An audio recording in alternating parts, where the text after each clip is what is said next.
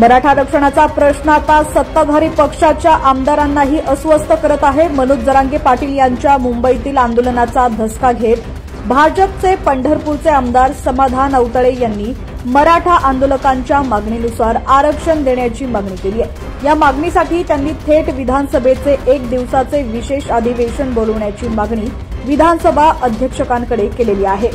मनोज जरांगे पाटील यांनी मुंबईत सुरू केलेल्या आंदोलनाने आता सत्ताधाऱ्यांची चिंता वाढलेली आहे। मुख्यमंत्री आणि उपमुख्यमंत्री यांचे विश्वासू म्हणून ओळखले जाणारे भाजपचे पंढरपूरचे आमदार समाधान औतळे यांनी एक महत्त्वाचं पाऊल उचललेलं आहे। समाधान औतळे यांनी मराठा समाजाला मनोज जरांगे पाटील यांच्या मागणीप्रमाणे आरक्षण मिळावं अशी मागणी केलेली आहे। त्यासाठी त्यांनी विधानसभा अध्यक्षांना पत्र लिहून तातडीनं विधानसभेचे 1 दिवसाचे अधिवेशन बोलवण्याची मागणी केली।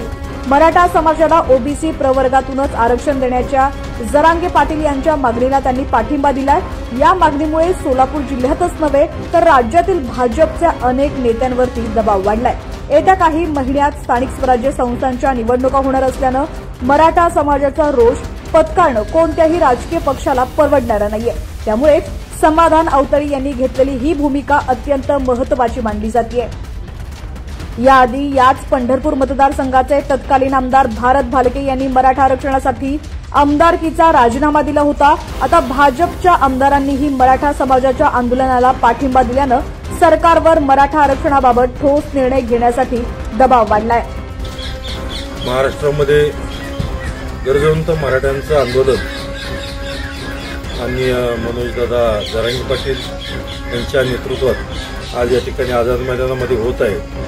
मी सर्व मराठा समाजांना आरक्षण मिळालं पाहिजे आणि कुणावरही अन्याय न करता ते मराठा समाजाला आरक्षण मिळालं पाहिजे।